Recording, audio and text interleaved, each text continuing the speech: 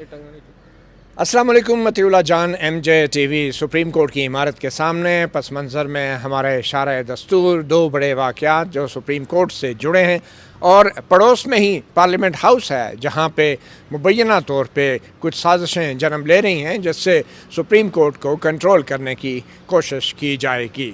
और दो बड़े वाक़यात और ख़बरें ये हैं। एक ख़बर तो ये है कि आइंदा हफ्ते एक नया कानून लाया जा रहा है जिसके तहत सुप्रीम कोर्ट के जजों की तादाद में इजाफ़ा किया जाएगा। सुप्रीम कोर्ट के जजों की तादाद कानून के ज़रिए, सादा अक्सरियत के कानून के ज़रिए बढ़ाई जा सकती है या फिर कम भी की जा सकती है। ख़बरें ये हैं कि सुप्रीम कोर्ट के जजों की तादाद 23 के करीब की जा रही हैं और जब ये 23 हो जाएगी और 2 एडहॉक जजेस होंगे तो 25 के करीब ये तादाद हो जाएगी। दूसरी बड़ी ख़बर यह है कि सुप्रीम कोर्ट के अंदर जो चीफ़ जस्टिस है वो जुडिशल कमीशन ऑफ पाकिस्तान के इजलास भी बुला रहे हैं और जुडिशल कमीशन एक आइनी इदारा है जिसके पास ये अख्तियार है कि वो हाई कोर्टों से सुप्रीम कोर्ट में जजेस को ला सकता है, उनकी तकर्री करता है। ये 9 रुकनी जुडिशल कमीशन सुप्रीम कोर्ट के लिए जो है, इसमें attorney general, law minister, supreme court के जजेस भी हैं, सुप्रीम कोर्ट के चीफ जस्टिस के नामज़द भी एक रिटायर्ड सुप्रीम कोर्ट के जज होते हैं, पाकिस्तान बार कौंसिल का नुमाइंदा भी होता है। तो अक्सरियत से ये जजों की तैनाती करते हैं। अब सुप्रीम कोर्ट में जजों की तादाद जब बढ़ाई जानी है, अगर आइंदा हफ्ते इस कानून को, जो कि बज़ाहिर प्राइवेट मेंबर बिल है, अगर उसको संजीदगी से पार्लियामेंट मंजूर करती है तो फिर जुडिशल कमीशन ऑफ पाकिस्तान का काम भी शुरू हो जाएगा।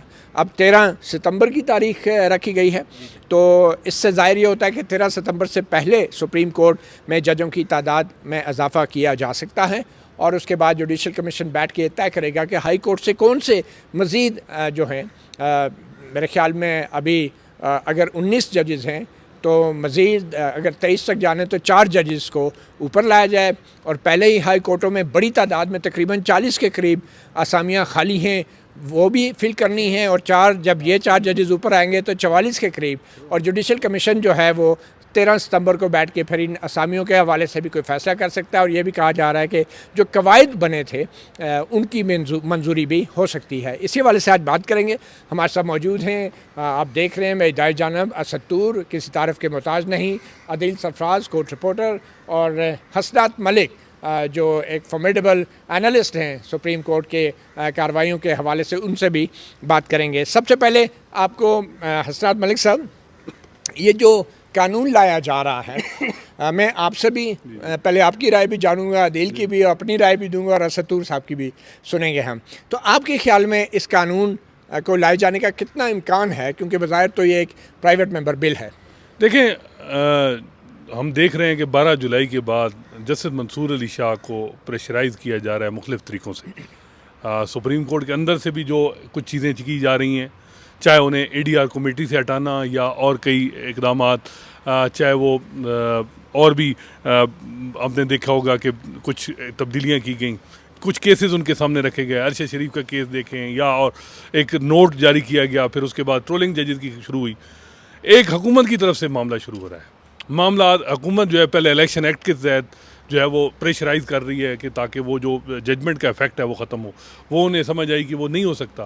फिर इलेक्शन कमीशन और नून लीग ने रिव्यू फाइल की। फिर अब जो है वो जजेस की तादाद बढ़ाने के हवाले से नूर आलम से अलहदा एक वारदात कि जी वहाँ 4 कॉन्स्टिट्यूशन अमेंडमेंट के बिल, ताकि ये प्रेशराइज़ किया जाए 8 जजेस को और ख़ासकर जस्टिस मंसूर अली शाह फ्यूचर के चीफ जस्टिस को, और उनको पाबंद किया जाए कि जिस तरह सिलसिला चल रहा है, जिस तरह निज़ाम की गारंटी सुप्रीम कोर्ट दे रही है, इस निज़ाम की गारंटी आप भी दें। तो ये प्रेशराइज जो आप कह रहे हैं, तो ये तो किसी भी कौमी असम्बली के मेंबर का ये आइनी हक है कि वो कोई भी प्राइवेट मेंबर बिल ला सकता है, और अगर ये कानून मंजूर हो जाता है तो इस पे मैं और आप कैसे एतराज़ कर सकते हैं? बिल्कुल, ये बात आपकी ठीक है कि पार्लियामेंट का हक है। मैं वही बात कर रहा हूँ कि ये सिलसिले की कड़ियाँ अगर आप मिलाएं बिलाल कियानी के इलेक्शन एक्ट से लेके अब तक, 12 जुलाई मुझे समझ नहीं आ रही कि उस फैसले ने मौजूदा हुकूमत की वर्किंग को अफेक्ट कैसे की, ठीक है, ये जिसकी वजह से ये सारे मसले बने। ये एक बड़ा सवाल है। कौन सा प्रॉब्लम था जिसकी वजह से जी जैसे मंसूर अली शाह, अभी तक तो मुझे लग रहा है कि अगर वो प्रेशर ले चुके होते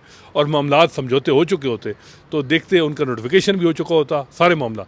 अभी तक बज़ाहिर ये लग रहा है कि वो नोटिफिकेशन नहीं हुआ और इधर से कार्रवाइयाँ भी जारी हैं। तो इलेक्शन तो उससे वादे लग रहा है कि अभी मजीद जस्टिस मंसूर अली शाह को महीना डेढ़ जो है वो टाइट रखा जाए। अदील सरफराज साहब, हसनात मलिक की बातों से लगता है कि कानून साजी एक बहाना है और जस्टिस मंसूर अली शाह निशाना है। बिल्कुल। तो आप क्या कह रहे हैं? सर, मैं तो इनकी बात को आगे बढ़ाऊंगा। बात इनकी दुरुस्त है, आपने बात की पार्लिमान का इख्तियार है, बिल्कुल इख्तियार है, मगर इंटेंशंस को भी देखा जाता है सर। और हम देख रहे हैं 12 जुलाई के बाद से जो सूरत हाल है, 12 जुलाई नहीं बल्कि ये सूरत हाल शुरू हुई थी जब हुक्म इम्तना दिया था उन्होंने, पेशावर हाई कोर्ट के उस फैसले को मुअत्तल किया था 6 जून को, गालिबन जब 6 मई को पहली समाअत की थी मखसूस नशस्तों के केस में जस्टिस मंसूर अली शाह साहब की सरबराही में 3 रुकनी बेंच ने, वहाँ से ये सिलसिला शुरू हुआ। और अब जो कानून साजी है इसमें बज़ाहिर तो यही नज़र आ रहा है कि जो अक्सरियत जस्टिस मंसूर अली शाह साहब की इस वक्त मौजूद है सुप्रीम कोर्ट ऑफ पाकिस्तान में, उसको इफ़ेक्ट करना है। जस्टिस मंसूर अली शाह साहब को अक्सरियत में नहीं बल्कि अक़लियत में हुकूमत देखना चाहती है। मुझे तो यही मकसद नज़र आ रहा है। इसके अलावा इस वक्त अचानक से जजेस की तादाद को बढ़ाना समझ से बालातर है। 17 जजेस पहले कभी हम देख रहे थे तवील अरसा से, जस्टिस बंदयाल के दौर में भी इवन 17 जजेस नहीं हुए मुकम्मल। जस्टिस काजी फैसल साहब के दौर में अभी हाल ही में 17 जजेस की तादाद भी मुकम्मल हुई और फिर 2 एडहॉक जजेस को भी अपॉइंट किया गया। अब इस सब के बावजूद मज़ीद जजेस की जो तैनाती है गो कि ज़रूरत ज़रूर होगी, माजी में भी बात होती रही है, मगर अगर 19 जज भी बैठे हैं तो वो काम कर सकते हैं अगर वो करना चाहें। तो यहाँ पर नज़र यही आ रहा है कि हुकूमत का इरादा सिर्फ यहाँ तक की है कि जस्टिस मंसूर अली शाह साहब को किसी तरीके से कमज़ोर किया जाए, और वो जो कि अब किसी सूरत में भी हुकूमत के साथ या उनका जो मौक़िफ़ है उनके साथ मैच नहीं कर पा रहे। वो ये चाहते हैं कि आइंदा आने वाला जो टेन्योर है, जो 3 साल का टेन्योर, अगर मुख्तसर होता तो शायद इतनी ज़्यादा मेहनत हुकूमत ना करती। ये 3 साल का टेन्योर उनको काफ़ी हॉन्ट कर रहा है। तो असदुर साहब, आपको क्या लगता है कि जो हुकूमत जो कानून साजी कर रही है, क्या ये महज बात कानून साजी की हद तक है, ये मामला इससे आगे भी जा सकता है और हुकूमत कोई लॉन्ग टर्म प्लानिंग कर रही है? देखिए, मुझे मती भाई, मैं इसको एक पुराने वाक़े की रोशनी में देखूंगा कि जब यहाँ पर एक बहुत ही बड़ा फ़ैसला आया था, एक मैं नाम नहीं लेता क्योंकि उससे फिर उनका नाम भी आ जाएगा, एक जज साहब के ख़िलाफ़ रेफरेंस था, वो रेफरेंस खारिज हुआ। तो रिव्यू में जब फ़ैसला लिखा जा रहा था तो मुझे जो फ़ैसले के ऑथर थे उन्होंने रिटायरमेंट के बाद बताया कि जब मैं वो फ़ैसले के ड्राफ्ट भेजता था, जो जजेस मेरे साथ एग्री किए हुए थे, तो वो कहते थे वो पहले बहुत ऑफेंड हुए हुए हैं तो ये चीज़ बीच में से निकाल दें, वो फ़लाँ बात पे ऑफेंड हुए हुए हैं, ये चीज़ बीच में से निकाल दें। ठीक है, कौन कहते थे? ये वो मतलब उनके साथी जजेस जो उनके साथ एग्री किए हुए थे उस फैसले पर। ठीक है। और वो जब वो लिख के फैसला उनको भेज रहे थे डिटेल जजमेंट जारी करने के लिए, तो वो इस किस्म की बातें होती थी। और फिर वो कहते हैं 7-8 दफ़ा वो ड्राफ्ट सर्कुलेट हुआ, फिर मुझे चीज़ें बार बार निकालनी पड़ी और फिर फाइनल ड्राफ्ट आया। तो मुझे लगता है अब भी इस तमाम प्रेशर टैक्टिक्स की कोशिश ये है कि तमाम जजेस को डराया जाए ताकि वो जस्टिस मंसूर अली शाह जो मेन जजमेंट लिख रहे हैं उसमें वो बार बार कोई कीड़े निकालें और कहें कि सर आगे बहुत गुस्से में लेजिस्लेशन ला रहे हैं, वो आगे बहुत गुस्से में है, वो देखें उन्होंने एक्ट में तरमीम कर दिया है, सर वो आगे बहुत गुस्से में है, वो ये कह रहे हैं, सर वो आगे गुस्से में वो कह रहे हैं आपको चीफ जस्टिस नहीं बनने देंगे। तो ये तमाम वो टैक्टिक्स हैं कि उनको प्रेशर में डाला जाए, ठीक है। और फिर उसके बाद एक होम्योपैथिक जजमेंट आए 12 जुलाई वाली डिटेल, और उसके अलावा कोई यकीन दहानियाँ भी हों कि वो कहें कि यार मुझे बनने दो, नहीं जो आपको मेरे बारे में खदशात हैं वो नहीं मैं करूँगा, आपका सिस्टम चलने दूंगा, मैं फोकस सिर्फ जुडिशरी पे ही रखूँगा। वो इस किस्म की गारंटीज चाह रहे हैं। ठीक है। और वो उसके लिए तमाम एक हवा खड़ा किया जा रहा है। अगर ये हुकूमत इस तरह की प्रेशर टैक्टिक्स इस्तेमाल नहीं करती तो फिर तफसीली फ़ैसले में ऐसी कौन सी बातें हैं जो आप समझते हैं हो सकती हैं जिसकी वजह से हुकूमत परेशान है? देखें, हुकूमत का सबसे बड़ा खौफ इस वक्त ये है कि अगर इस तफसीली फ़ैसले में इलेक्शन कमीशन का कंडक्ट आ गया रडार के ऊपर कि इलेक्शन कमीशन ने एक रिग्ड इलेक्शन करवाया है, रिग्ड इलेक्शन का वर्ड ना भी हो लेकिन वो कहे कि इलेक्शन फेयर नहीं करवाया, अपनी जिम्मेदारी पूरी नहीं की इम्पार्शल होने की, ठीक है, फेयर इलेक्शन करवाने की, तो ये भी बहुत बड़ा सेटबैक होगा इस इलेक्शन के लिए। ऐसे इलेक्शन मिसकंडक्ट भी होगा। जी बिल्कुल, और ये एक इतना बड़ा सेटबैक होगा कि ऐसे इलेक्शन के लिए जिसमें अमेरिकन कांग्रेस में करारदाद आ चुकी है, ब्रिटिश एम्बेसडर यहाँ पे उसको इलेक्शन को क्वेश्चन कर चुकी हैं, अक़वाम मुत्तहिदा उस इलेक्शन को क्वेश्चन कर चुकी है, जस्टिस को सफाइयाँ देनी पड़ी हैं ब्रिटिश एम्बेसडर के जी। तो जब यहाँ पर बात आ जाए, वहाँ पर एक सुप्रीम कोर्ट का जजमेंट आ जाए तो लाइक उसके बाद उस सिलेक्शन के पल्ले क्या बचेगा? बिल्कुल। और एक और जो फैसला है 13 जनवरी का बल्ले के निशान के हवाले से, जी, जी। अगर उसके ऊपर कोई ऑब्जर्वेशन आ गई तो फिर भी बहुत बड़ा एक भूचाल आ सकता जी है। बिल्कुल बिल्कुल। तो वो ये एक ऐसा खौफ है जो इस वक्त इस हुकूमत को और इस हुकूमत के सरप्रस्तों को हांट कर रहा है, और वो उसके लिए तमाम हरबे इख्तियार कर रहे हैं कि जिस हद तक प्रेशर बिल्ड कर सकें वो बिल्ड करें, ताकि फैसला लिखते हुए ना सिर्फ जस्टिस मंसूर अली शाह खुद भी सोचें बल्कि उनके साथी जजेस भी उनके कान में विस्पर करें कि प्लीज़ इस हद तक मत जाएं, हाथ होला रखें। हाथ होला रखें, वो पहले बहुत गुस्से में है। ठीक है, ये बड़ी अच्छी आप बात की और आई टेंड टू एग्री असतूर से। मगर मैं एक कदम अब आगे जाता हूँ कि लेट्स से अगर कोई बहुत ही सख्त फ़ैसला आ जाता है, तफसीली फ़ैसला, जिसमें बल्ले के निशान के हवाले से सुप्रीम कोर्ट के 3 जजों के फ़ैसले पर भी रिमार्क्स आ जाते हैं, जिसमें इलेक्शन कमीशन ऑफ पाकिस्तान के तमाम अरकान के कंडक्ट के हवाले से और 8 फरवरी के इलेक्शंस के फ्री एंड फेयर ना होने के हवाले से ऑब्जर्वेशन आ जाती हैं, और ये 8 जजों की अगर, तो फिर हुकूमत का क्या रद्द-ए-अमल हो सकता है? मेरे ख्याल में हसनात, जो पार्लियामेंट का ये सेशन हो रहा है, ये सेशन अब उस वक्त तक शायद जारी रहेगा जब तक तफसीली फ़ैसला नहीं आता। अब शायद हुकूमत को भी कुछ पता नहीं है कि कब फ़ैसला आ रहा है, मगर इनको ये अंदेशा है कि आइंदा चंद दिनों में ये फ़ैसला आने वाला है या चंद हफ्तों में। कुछ लोग तो कह रहे हैं कि जजमेंट लिखी जा चुकी है। तो इसलिए हुकूमत ने ये पार्लियामेंट को ऑलरेडी तैयार कर दिया है।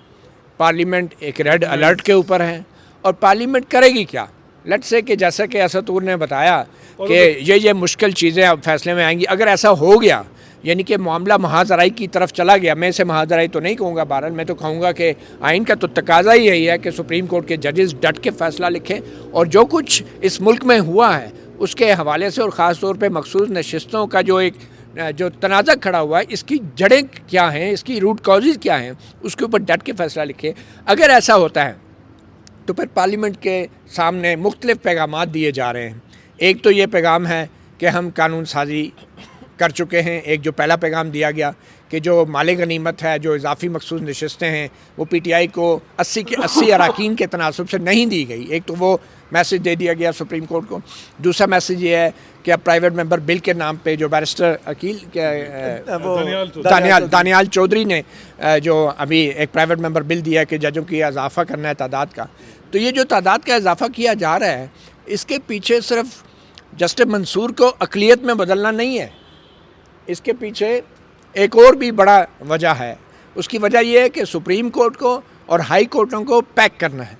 पैक करने से मुराद ये है कि जो कुछ लाहौर हाई कोर्ट में हुआ, जो कि उन्होंने कहा कि खुफिया अदारे मुदाखलत कर रहे हैं, जो कुछ इस्लामाबाद हाई कोर्ट के 6 जजों ने ख़त में लिखा, इस तरह के वाक़यात दोबारा ना हो, इसलिए मौजूदा हुकूमत या फिर इस्टेब्लिशमेंट ये चाहती है कि सुप्रीम कोर्ट को पैक करना बहुत ज़रूरी है। पैक करना इस तरह है कि अभी अगर जस्टिस मंसूर अली शाह जो हैं, अक्सरियत जजेस उनके साथ हैं, तो फिर अगर ये जजेस की तादाद 23 हो जाएगी तो अक्सरियत जो है चीफ़ जस्टिस काजी फ़ायज़ के साथ होगी। और चीफ़ जस्टिस काजी फ़ायज़ के अभी रिटायर होने में 25 अक्टूबर अभी टाइम कुछ पड़ा है, और इस 25 अक्टूबर से पहले क्या क्या होना है ये मैं अब आपको बता रहा हूँ कि इस बात का इम्कान है कि पहले सुप्रीम कोर्ट के जजों की तादाद जुडिशल कमीशन के इजलास में जो 13 तारीख को बुलाया गया है, हो सकता है 14 को भी जारी रहे, 15 को भी जारी रहे, और उससे पहले कानून अगर मंजूर हो गया कि 23 जज होंगे तो कुल 25 जज हो जाएंगे। 4 जजेस और लाने के लिए जुडिशल कमीशन जो है कवायद को भी मंजूर करेगा, और फिर कहेगा कि सारे अपने अपने नाम दें।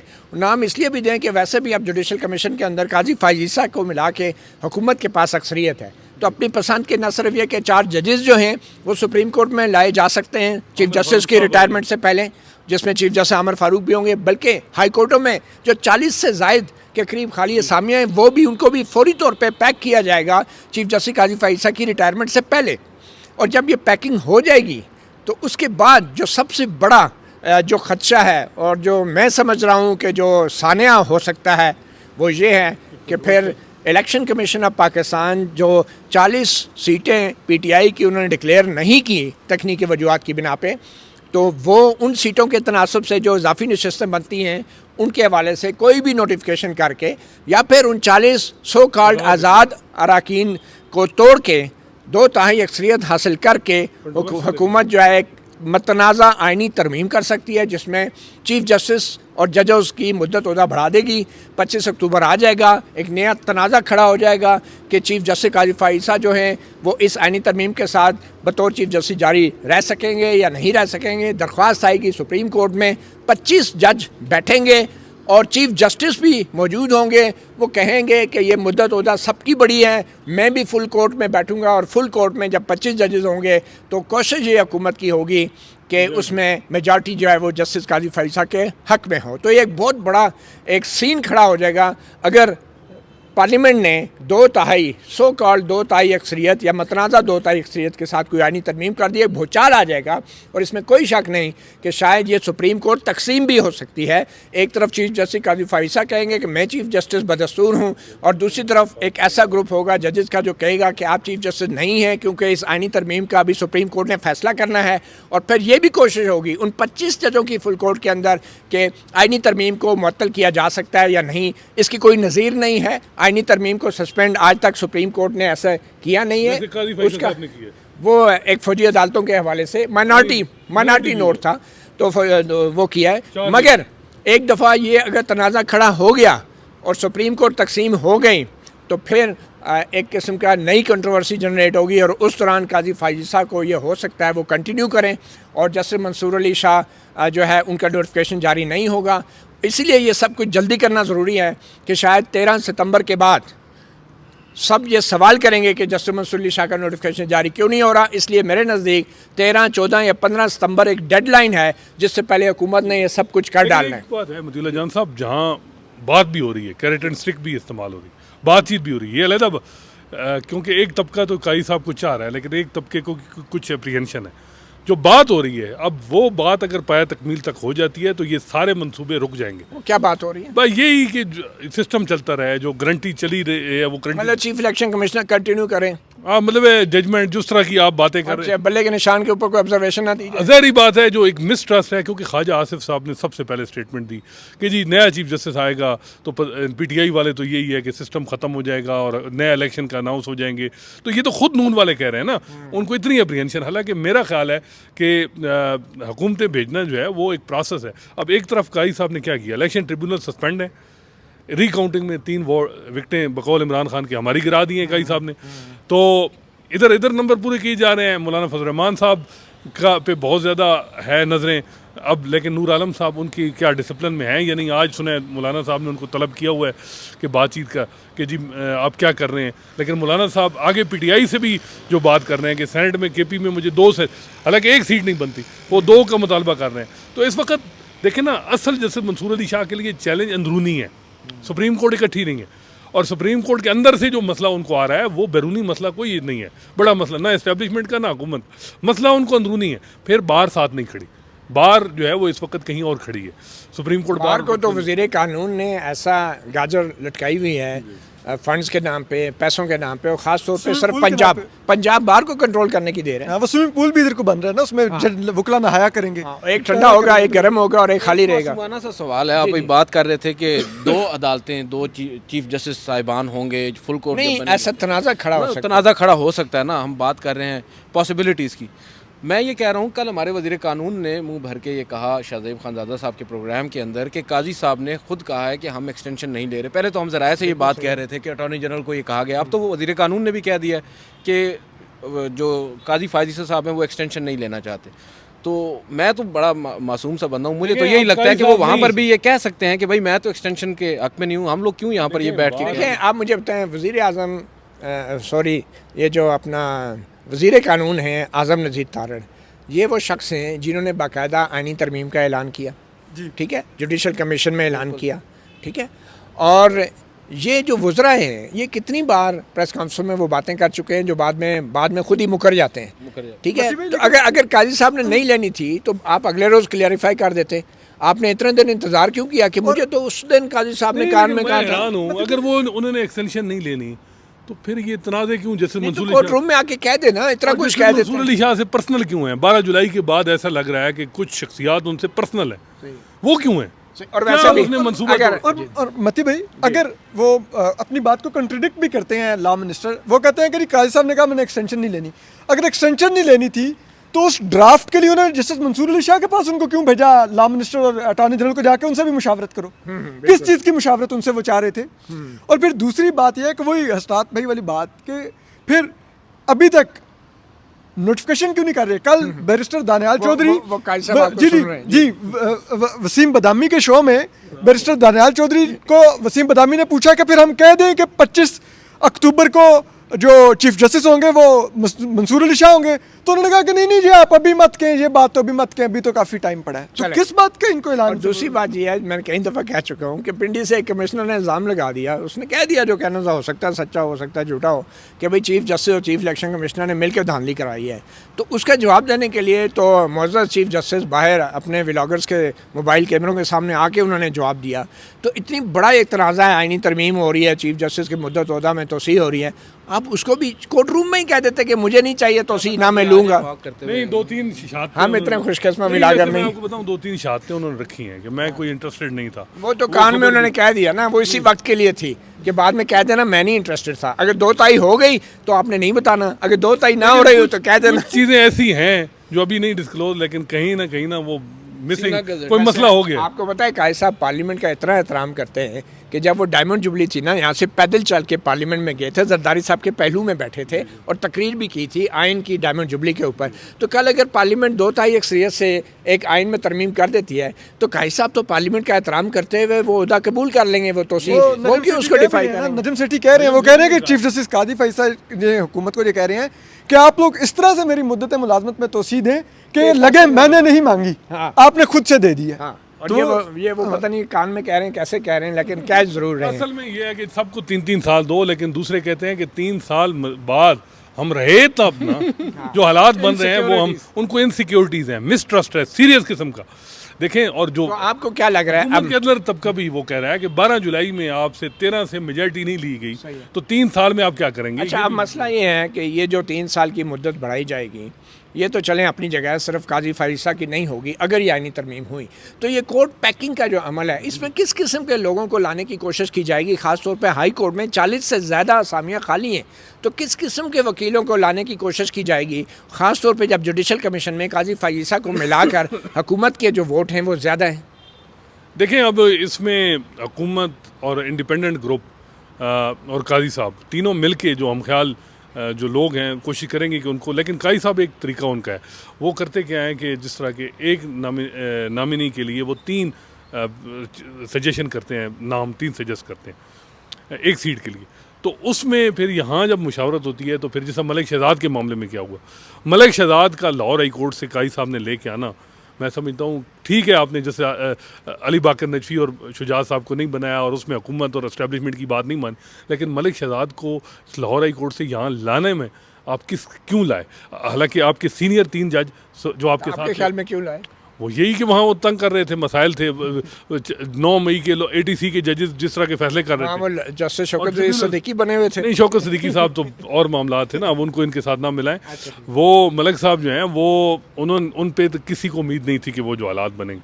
उन्होंने तो क्या किया कि 9 मई के केसेस में जिस तरीके से किया, फिर इलेक्शन ट्रिब्यूनल में जो नाम किए हैं रुकम, अब उस जजमेंट को सस्पेंड किया हुआ है काजी साहब ने, और उसके बाद इलेक्शन ट्रिब्यूनल वो नहीं है इसका चल रहे। तो असल अब देखिए, मेरा ख्याल है कि अगर हुकूमत जो है वो प्रेशर उन्हें देखा कि नहीं बन पा रहा और अमेंडमेंट भी नहीं हो रही, तो फिर इसी तनख्वाह वो मंसूर अली शाह साहब से करेंगे।